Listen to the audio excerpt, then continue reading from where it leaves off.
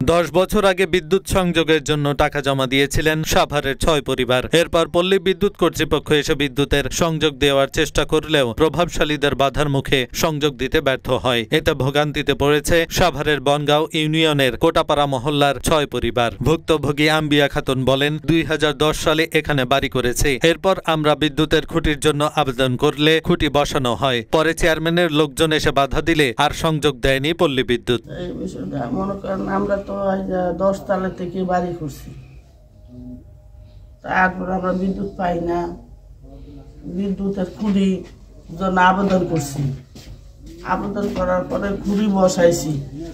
বসানোর পরে এই চেয়ারম্যানের লোকেরা আইয়া আমাকে খুঁড়ি বাধা দিছে। বাধা দেওয়ার পর আমরা আবার কতদিন পরে আবারই তার টানাইছি। তার টানানোর পরে তার টানানো হয়ে গেছে, তারপরে ওনারা এসে আমাকে তার কাইটা দিছে। তারপর থেকে এরা আমগরে বলে যে দিমু দিচ্ছি, আপনি করে পরপরটি লাইন দিমু, এরকম কত আই যা মনে করেন এতদিন নিচ্ছে কোনো দেওয়ার কোনো নামও না গন্ধও না। এরপরে আমরা যাই গেলে বলে যে আমরা দিমু, না দিমু এই কথা বলে না। বিদ্যুৎ অফিসে দরখাস্ত করছি, এখান থেকে আসছে, মানে ওইখানে গিয়েছি, যাওয়ার পরে বলছে যে চেয়ারম্যানের সার্টিফিকেট লাগবে, ওটা নিতে পারেনি দেখে তারা লাইন দেওয়া। 2 বার করে মানে দরখাস্ত করা হয়েছে, একবার এই সাইড দিয়ে করছে আর একবার এই রাস্তা দিয়ে, দুবারে একবারেও পাইনি। মানে আসে মানে তাদের ওই চেয়ারম্যানের ইশারা তারা করে না। এই যে আমি একজন শ্বাসকষ্ট রোগী, গরম হলে শরীর ঘামে, শ্বাস উঠে যায়। আবার যখন যে না 5 ওয়াক্ত নামাজ পড়ি, কারেন্ট ছাড়া বাচ্চারা অন্ধকারে পড়ালেখা করে, কষ্ট হয়। মানে সব দিকেই আমার নিজের জন্য বেশি মানে অনেক কষ্ট হয়, যে কারেন্ট ছাড়া খুবই কষ্ট হয়। অ্যাজমার সমস্যা, কারেন্ট ছাড়া নেবুলাইজার দেওয়া যায় না, ওটা নেওয়ার জন্য অনেক সময় উঠে যায়, দৌড়ে হাসপাতালে নিতে নিতে আমার অবস্থা খুব খারাপ হয়ে যায়। বাসায় যদি কারেন্ট থাকতো, ধরেন মেশিনটা বাসায় কিনা দেওয়ার ব্যবস্থা হইতো। কত বছর ধরে আপনাদের এখানে বিদ্যুৎ নেই? 13 বছর আমি বাড়ি পেয়েছি, আজকে 13 বছর। কেন বিদ্যুৎটা কেন পাননি? বিদ্যুৎটা পাই না, ওই যে আমাদের যে সরকার সাইকেলে হাউজিং করে না, তখন আমাদেরকে বিদ্যুৎ দিতেছে যে আপনারা আনেন, কিন্তু তখন আমরা মিটার জমা দিচ্ছি, একটু সময় লাগে নামতে, কিন্তু তখন আর আনতে পারি নাই, দেয় নাই। সময়ের কারণে আবার চেয়ারম্যান হয়ে গেছে, চেয়ারম্যান হওয়ার পর থেকে আমাকে আপনার কারেন্ট দিতে না, যে আপনার এখানে কারেন্ট নেবেন না। আমি যখন রাস্তাঘাট করবো 440 লাইন আনো, তখন আপনারা কারেন্ট দেবে, তার আগে কোনো কারেন্ট দেবে আমরা যেখানেই যাই। আমরা সাভার বিদ্যুৎ অফিসেও গেছি, আমিনবাজার বিদ্যুৎ অফিসেও গেছি, তারা একই কথা বলে যে চেয়ারম্যানের সিগনেচার নিয়ে আসেন। চেয়ারম্যান সিগনেচার নিয়ে আসলে আমরা কারেন্ট দেবো, আনাইলে আমরা কারেন্ট দেবো না। আর কারেন্ট এই যে দেখেন, এই যে খাম্বা আছে, খাম্বা খারাপ গাইরা রয়েছে, ওই খাম্বাতে লাইন লাগাইছি, তারগুলা লাগাইছে, ওই তারগুলা খুললা পুষ্কুনিতে ফালাই দিছে আজিজুল। ওই যে পিছে তার একটা হাউজিং আছে, সে নাকি হাউজিং করবে। হাউজিং এর তার মানে এখন আমাদের যদি কারেন্ট দেয়, কারেন্টের দিকে তো মনে করেন জায়গাটা আমরা একটু বেশি হয়ে যাবো।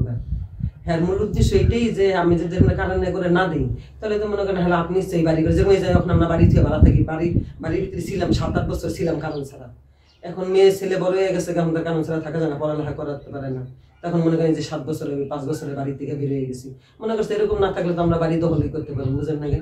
ভুক্তভোগী পরিবার জানায়, সাভারের বনগাঁও ইউনিয়নের কোটাপাড়া মহল্লার 6 পরিবার 2014 সাল থেকে কয়েক দফায় বিদ্যুৎ সংযোগের জন্য চেষ্টা করেছে, কিন্তু স্থানীয় ইউনিয়ন পরিষদের চেয়ারম্যান সাইফুল ইসলামের লোকজনের বাধার মুখে পড়ে তারা বিদ্যুৎ সংযোগ নিতে পারেননি। বিদ্যুৎ সংযোগ নেওয়ার জন্য আবেদনকারীদের বাড়ির চারপাশে চেয়ারম্যান সাইফুলের জমি রয়েছে। ভুক্তভোগীদের অভিযোগ, চেয়ারম্যান কৌশলে ওইসব জমি কেনার জন্য বিদ্যুৎ সংযোগে বাধা দিচ্ছেন। আচ্ছা, যদি কোনো সরকারি বা বেসরকারি লোক কোনো সরকারি কাজ বা বেসরকারি বা পার্সোনাল কাজ করতে যেয়ে কোথাও কোনো বাধাগ্রস্ত হয়, কেউ যদি তাকে বাধা দেয় বা ক্ষতিগ্রস্ত করে, তো সংক্ষুব্ধ ব্যক্তি থানায় যদি অভিযোগ করেন, তাহলে অবশ্যই আমরা তদন্ত করে তার বিরুদ্ধে আইনানুগ ব্যবস্থা নেব। ঘটনার সাথে যারা জড়িত তাদের বিরুদ্ধে ব্যবস্থা নেওয়া হবে, এখানে তো অন্য কিছু করার সুযোগ নেই। আপনারা জানেন যে মাননীয় প্রধানমন্ত্রীর অনুশাসন আছে, নির্দেশনা আছে যে প্রতিটা ঘরে ঘরে বিদ্যুৎ পৌঁছাবে। তো সাভারের মতো একটা সমৃদ্ধ উপজেলায় কেউ বিদ্যুৎবিহীন থাকবে, সেটা কোনোভাবেই কাম্য নয়। আমরা চাই দ্রুততম সময়ের মধ্যে যথাযথ কর্তৃপক্ষ বা যথাযথ প্রতিষ্ঠান সেখানে বিদ্যুৎ পৌঁছে দিবে। এর জন্য যেটা প্রয়োজন, কেউ যদি কোনোভাবে বাধা দিয়ে থাকে, তাহলে আমরা স্থানীয় জনপ্রতিনিধি যারা আছে তাদেরকে সম্পৃক্ত করে বিষয়টা সমাধান করার চেষ্টা করব। আমরা ঢাকা পল্লী বিদ্যুৎ সমিতি 3-এর পক্ষ থেকে বিষয়টি জানার সাথে সাথে গতকাল আমাদের লাইন নির্মাণ এবং কারিগরি টিম সরেজমিনে স্পট পরিদর্শন করেছে এবং এখানে স্থানীয় বাধার কারণে এই কিছু লাইন, কয়েকটা খুঁটির লাইন এটা নির্মাণ করা যায় নাই। এখন স্থানীয়ভাবে যদি বাধা নিরসন হয় এবং সেটা আমাদেরকে জানানো হয়, আমরা সাথে সাথে সেখানে আবার পুনরায় টেন্ডার করে এই লাইনটা আমরা নির্মাণ করে দেব। আমাদের পক্ষ থেকে কোনো কারিগরি দিক থেকে, মালামালের দিক থেকে, কন্ট্রাক্টরের দিক থেকে বা অন্য কোনো দিক থেকে আমাদের কোনো ক্রাইসিস নেই। আমরা এই লাইনটা নির্মাণ করার জন্য আগ্রহী।